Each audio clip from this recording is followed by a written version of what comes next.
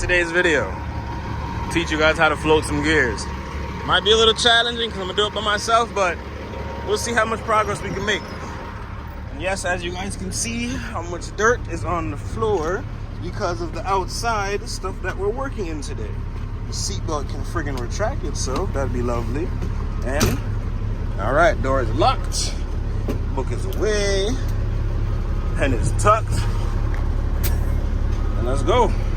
Any further into this video, I feel like I should explain on how to float gears. So typically, when you're going through the gears, a lot of people, they like to use the method of double clutching. And that is the original method on how like most people get taught how to drive trucks. And I'm gonna just show you guys that method right now. Double clutching would be 1, 2. Had to make sure I wasn't gonna miss. I'll do it again. 1, 2. That's double clutching. And when you float, you just off and back on. And that's how you would float gears. Obviously, you know, there's a lot more to it. I just wanted to show you guys so you have the understanding of it. I'm gonna put the camera down there so you guys can get a better angle of the whole, like, you know, from 1 to 8, because that's my pattern. No 18. But so that way you guys can understand it. I'm gonna finish explaining it before we get into it. So what happens most times when people struggle with trying to float gears is because they don't time it right. In a point, we're loaded, by the way. Let me just might add that just in case. You know, I do a few misses here or there. But a lot of people that when they're driving, what they'll do is that they'll come off the gas and then they'll try and pull it into gear after they come off the gas. When you're floating gears, it has to be one consistent motion, all in one shot. So actually, let me see if I can.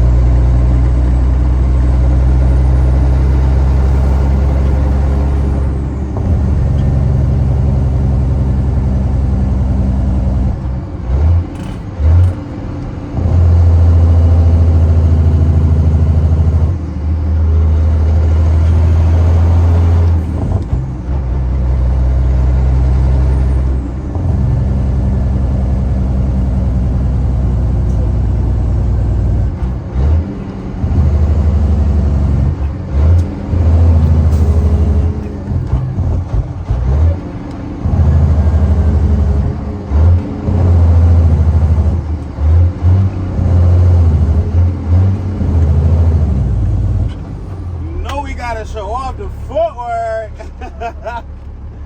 But I want you guys to focus on the fact that every time my foot lifts, you see the gear selector move with it.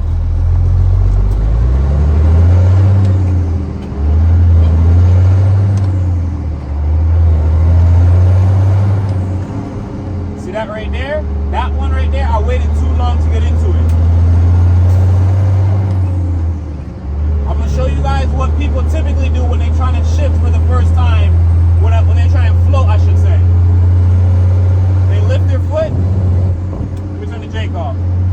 They lift their foot, and then they try and pull. I mean, it's kind of hard for me to do it without thinking, but they lift their foot and then try and take it out of gear. You can't let that gate close once you have it open.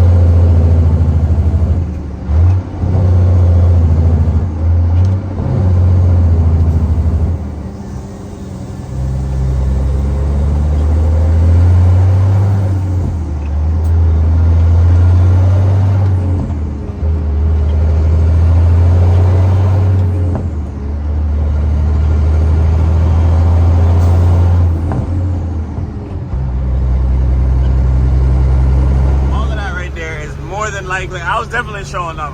Come on, like I can't just give y'all the foot angle and not, you know, give y'all a little bit of footwork on top of it. Come on now.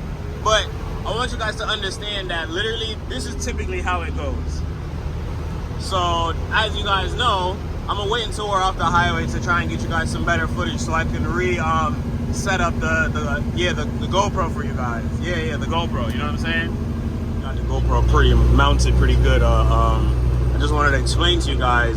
I don't know if you guys heard me from when the phone or the GoPro was on the floor. You know what I'm saying? Don't use your phone and drive. So yeah, I just want to let everybody know this is a GoPro. It's attached to my head. Mind your business. So you know what I'm saying? Typically, when you're floating the gears, when you lift your foot, you can also do this in a car too. Just so everybody knows, when you lift your foot, there's a fine like gate that opens up in between the gears to allow you to go out of a gear and go back into a gear in a timely manner. Like you can get out of a gear and not make it back into gear because that gate closed. It's kind of hard for me to do it on purpose without, like, you know, intentionally not really necessarily thinking about it. Like I would have to put thought into missing on purpose to kind of be able to do a good example. So for like right here, a lot of people, so I try and show you the downshifting. What it would be double clutching. See if I can get it good for you guys right here. So right here, as you guys can see, I show you the selector and this. It has to be one motion. Literally that gate stays open long enough for you to go to neutral to gear. So the motion would be 1, 2, 1, 2. And that would be your counting tempo to make sure you don't miss. 1, 2. So I'm gonna try and miss on purpose to show you guys what a lot of people typically do. So right now, when you lift your foot and the gate closes, people try and take it out of gear while the gate's already closed. You can't do that because obviously you know you're not gonna go out of gear. So it has to literally be the same time. A lot of ways that you can learn to do this easily is one method that I used to do is you clutch to neutral and then float to gear. So one motion, it would be like this. Clutch to neutral and then float to gear. So you would use the clutch only to bring yourself to neutral and not to the next gear. So one more time, it would be clutch to neutral and then float to gear. So while you're already waiting, so you could even try and go, if you needed help downshifting, you could even use it for downshifting as well. So it would be this, rev, and then it would be like that. Obviously, make sure you match your RPM so that way you don't miss a gear. But one more time, it'd be clutch. Remember, like I said, always match your RPMs. Here we are, y'all. We're about to drop off this load of chunk of asphalt. This is a wicked steep hill.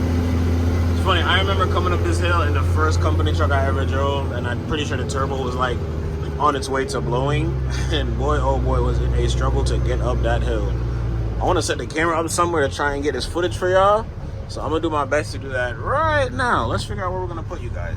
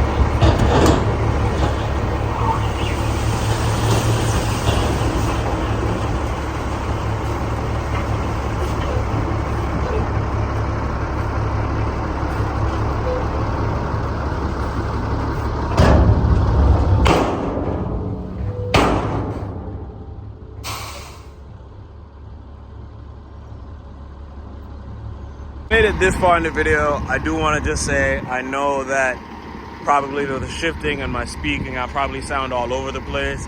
And it's more honestly just because I want to make sure that I do my best to stay daily uploads for you guys. So I'm trying to figure out everything and anything that I could bring you guys. I know I want to do a shifting at 8 low so you guys can hear the stacks and everything. I'll probably do a different angle for all of that and everything. But we're gonna get back in the truck and I'm gonna finish explaining a few other methods that you guys can learn to float gears, and that's gonna be it for this video. I really just wanted to make sure I had a video for you guys today, and we did similar to same from yesterday's video or the day before, our first day of work. We were doing sand, we did millings, and then we did, as you guys can see, chunk asphalt. So here we are now, lovely view and scenery and all that. But I can actually lift the body down while I'm talking to you guys. We're gonna let the body down, and we're gonna get back in the truck. I'm gonna finish kind of explaining and semi-teaching you guys the clutch to neutral to shift, or I'm gonna try and show you guys one more time so that way there can be a better understanding for it. And I hope that this video may or may not be useful to anybody that wants to learn how to float gears in a I guess I should say semi truck. First of all, fix yourself. Yeah, man. Keep the seat to the floor, man. You know how we drive out here. But I'm gonna set the camera up to get you guys of the last angle, and then we're gonna make our way to the shop, because that load right there was our last load for the day. Now we're going to head on home. So let's go. Woo!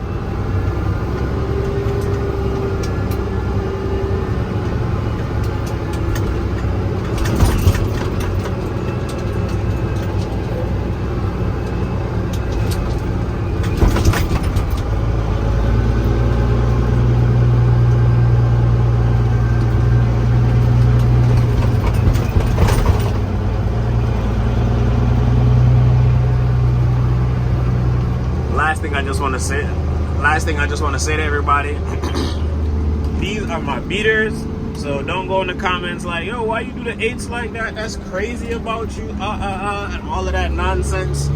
They're okay, all right? I couldn't tell you the last time I actually took some time and cleaned any of my shoes. Like, for the OGs to the channel, y'all know I used to be a little sneakerhead and whatnot. I got a little collection that I had started and stopped, but these and a few other pairs became the beaters. So if you ever see me with some like good shoes on going to work, it is what it is. But we're gonna have a red light right here. I'm gonna drop the camera down. I'm gonna try and get some angles for you guys for the clutch to neutral to float to gear. This is the first way. If you don't know how to float a gear, this is the first way you can get used to just kind of getting the gear selector, the shifter, into gear without necessarily any extra steps. So we're gonna start off, and I'm gonna try and get you guys the angles. Try and do it so like you guys can see everything, but that's gonna be a little hard. So here we go. So right here, you guys keep in mind the selector and everything. So right here, you're gonna see my foot cross. So something like that. You would use the clutch to get you to neutral, and then float to gear. That's one way you can get like the hang of starting, learning how to float. Clutch to neutral and then float to gear. Straight back. It's obviously easier said than done, but I don't know how well you guys can see my foot in the background. Kind of trying to get my best angle for you guys here. Alright, so right here you guys are behind my feet right here. So right here you would clutch to neutral and then float to gear. That would be it. When you're downshifting, obviously it'd be the same procedure, but going down you would add gas, then you would kind of rinse and repeat, but in a different manner and order. So it would be clutch to neutral, rev up high enough, obviously, catch the gear. Just to show you guys again what it would be like. Clutch to neutral, float to gear. I know you guys can't see the shifter, but obviously you guys can follow along with what I'm saying, and you can kind of relay this message back to yourself as you're trying to learn how to do it. Double clutching is definitely not something like, I don't personally feel like I could double clutch downshifting smoothly. I'm gonna try for you guys. If I grenade my transmission, I need 5 grand from somebody in the comments. Alright, we smooth with it.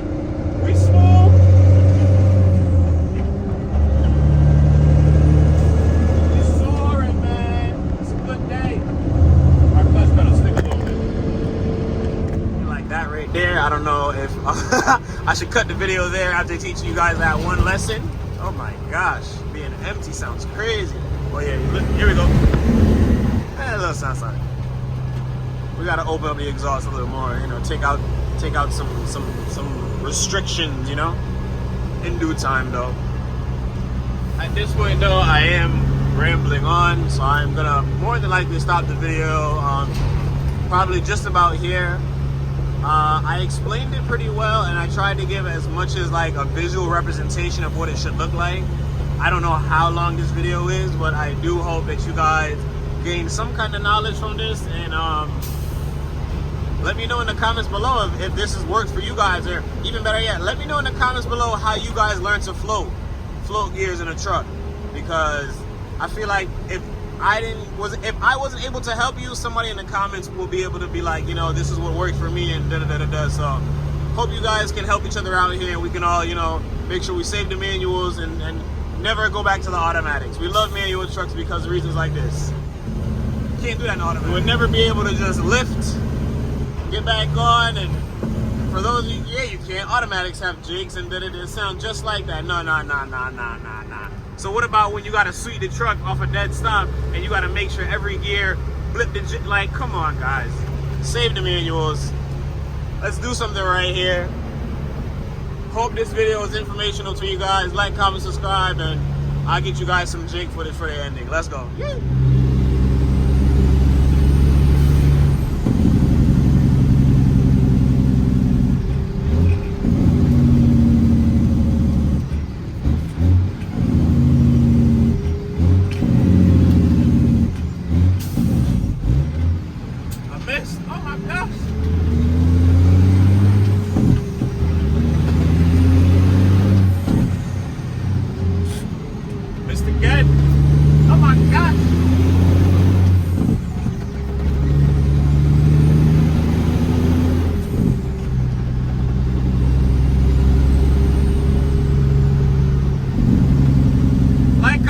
On the video, we the team, we the dream. Like, comment, subscribe, join the wave team. Hope this video is informational for you. Even if it wasn't, make sure you hit that like button, just because, you know, why not? I'm gonna catch you guys in the next one. Yay. That's how you save a mess.